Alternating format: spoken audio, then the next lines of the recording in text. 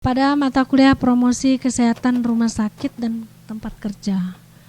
Pada materi tentang pentingnya promosi kesehatan kerja di tempat kerja.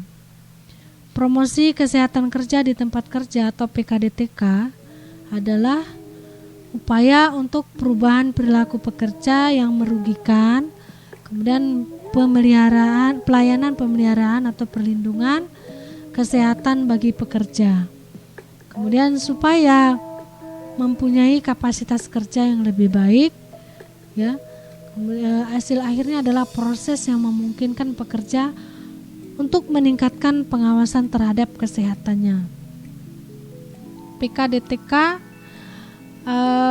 atau promosi kesehatan di tempat kerja, ya, ada menurut WHO yaitu berbagai aktivitas di tempat kerja yang dirancang untuk membuat pekerja dan perusahaan untuk memperbaiki dan meningkatkan kesehatan dengan partisipasi pekerja, manajer, dan stakeholder.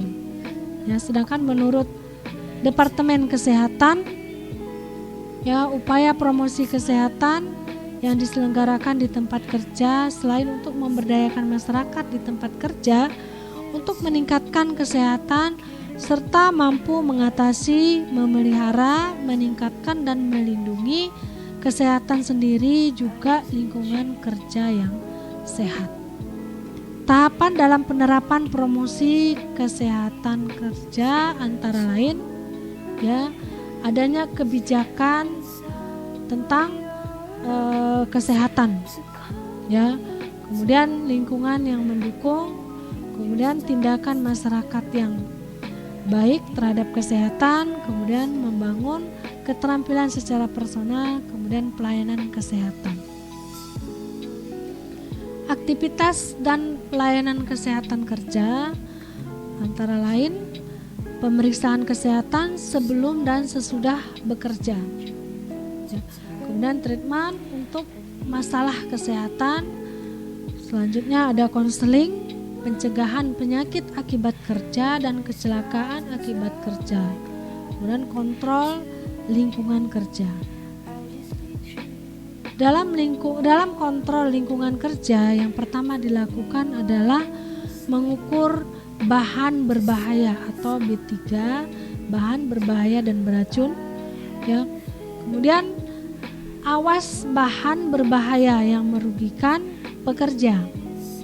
Kemudian melindungi pekerja dengan alat-alat pelindung diri yang memungkinkan pekerja dapat terhindar dari kecelakaan dan penyakit akibat kerja. Selanjutnya alat pelindung diri yang cukup. Kemudian pakaian saat bekerja yang cukup.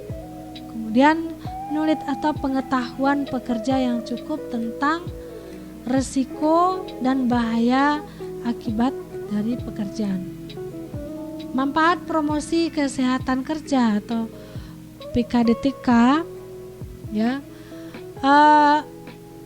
pertama meningkatkan produktivitas kerja, ya, absen sakit, absen bolos, moral pekerja, citra perusahaan, punya daya saing yang sehat antar pekerja. Kemudian peningkatan citra organisasi dengan melindungi dan menghargai pekerja. Sasaran PKDTK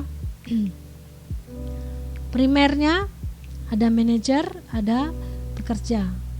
Ya, sasaran sekundernya ada keluarga pekerja dan masyarakat sekitar perusahaan. Kemudian tertier atau pihak ketiga, ini ya pihak yang tidak terkait langsung, misalnya ada dinas kesehatan dan dinas tenaga kerja tetapi berperan. Kemudian perusahaan wajib melaksanakan promosi kesehatan kerja. Ada 3 program PKDTK, ya. Yang pertama, perusahaan wajib melaksanakan promosi kesehatan kerja.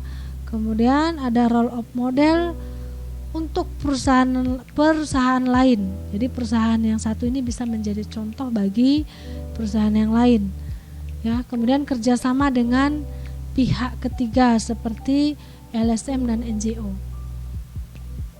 Kemudian program PKDTK. Ya, yang pertama program olahraga dan pengurangan berat badan melalui kegiatan senam kebugaran. Kemudian pengolahan hipertensi, yaitu pengukuran tekanan darah secara berkala kepada orang-orang yang berisiko. Kemudian drug and alkoholisme dan stop smoking. Ya. Artinya di sini pekerja harus menghindari obat-obatan terlarang, alkohol dan berhenti merokok. Ya, seperti narkoba, psikotropika, minuman keras dan rokok. Kemudian manajemen stres itu melalui kendali stres dengan refreshing, itu memberikan kesempatan kepada pekerja untuk cuti dan mengambil masa istirahat. Kemudian screening, ya, itu deteksi dini terhadap penyakit degeneratif seperti kanker, ya, kemudian penyakit-penyakit degeneratif yang lainnya. Kegiatan PKDTK, ya, untuk lifestyle, ya, ada olahraga, pengendalian berat badan, kemudian alkohol dan obat terlarang. Untuk health screening, ya, misalnya deteksi dini terhadap penyakit kanker, HIV dan TB paru. Kemudian health preventive, yaitu pendidikan pencegahan terhadap penyakit kepada semua pekerja. Kendala pelaksanaan PKDTK, ya, tidak ada waktu, ya, baik itu dari manajemen maupun pekerja. Kurang ahli, artinya tidak tersedia sumber daya manusia dalam pelaksanaannya. Kurang fasilitas, sarana dan prasarana tidak tersedia. Kemudian kurang sumber daya manusia. Kemudian tidak ada niat pekerja untuk melakukan promosi kesehatan kerja. Kemudian tidak komitmen, ini dari pihak manajemen, ya. Kemudian ragu dan low motivation, ya. Jadi sepertinya tidak dianggap serius masalah promosi kesehatan kerja. Data minim atau data tidak tersedia terkait dengan permasalahan kesehatan kerja.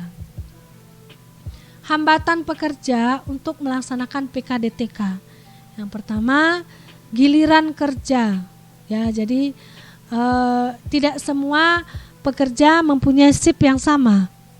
Ya, yang kedua, hambatan dalam bahasa, misalnya berkomunikasi. Ya, pemahaman dari pekerja terhadap bahasa yang digunakan oleh pihak PKDTK, ya, motivasi yang rendah dari pekerja, kemudian lelah bekerja karena banyaknya beban kerja yang harus diemban, kurang fasilitas, kemudian tidak ada waktu, kurang minat dan sibuk kerja.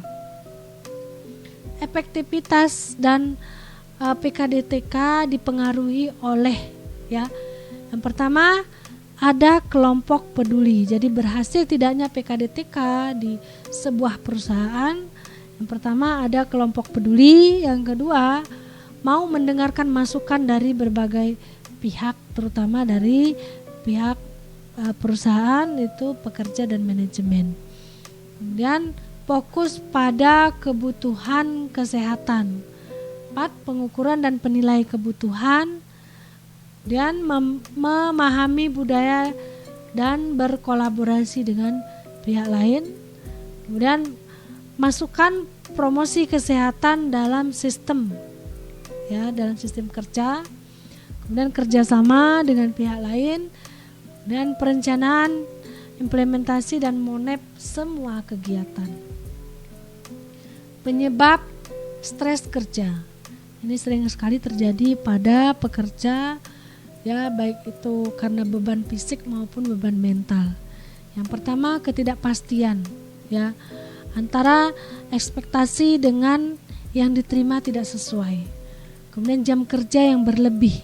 Ya, menurut undang-undang jam kerja untuk pekerja itu 7 sampai 8 jam, selebihnya dihitung lembur. Ya, lembur dibolehkan 4 sampai 5 jam per hari. Kemudian mampu menyelesaikan masalah. Ya, ini salah satu mengurangi mengurangi resiko stres. Kemudian tidak realistis ya. Kemudian pekerjaan tidak bermanfaat tidak perlu dilakukan. Kemudian perilaku kerja yang tidak baik jangan dilakukan saat bekerja. Misalnya mengira-ngira ya, menggunakan ponsel saat bekerja, kemudian bercanda saat bekerja. Kemudian 4, overlap, beban kerja yang overload ya, sehingga menyebabkan pekerja mudah lelah ya. Kemudian instruksi kurang jelas dari manajemen kah atau dari bagian pemberi kerja. Kemudian ketidakberdayaan ya, ini biasanya pekerja yang menjadi korban karena tidak mampu menyampaikan apa yang dirasakan. Kemudian komunikasi kurang baik ya, baik itu dari pihak manajemen maupun antar pekerja. Terima kasih ya. Jadi promosi kesehatan di tempat kerja perlu dilakukan untuk mencegah terjadinya penyakit akibat kerja maupun kecelakaan. Ini bisa di sektor informal maupun formal karena tujuannya adalah memperkecil risiko terjadinya sakit, kecelakaan maupun stres akibat kerja. Terima kasih, semoga bermanfaat.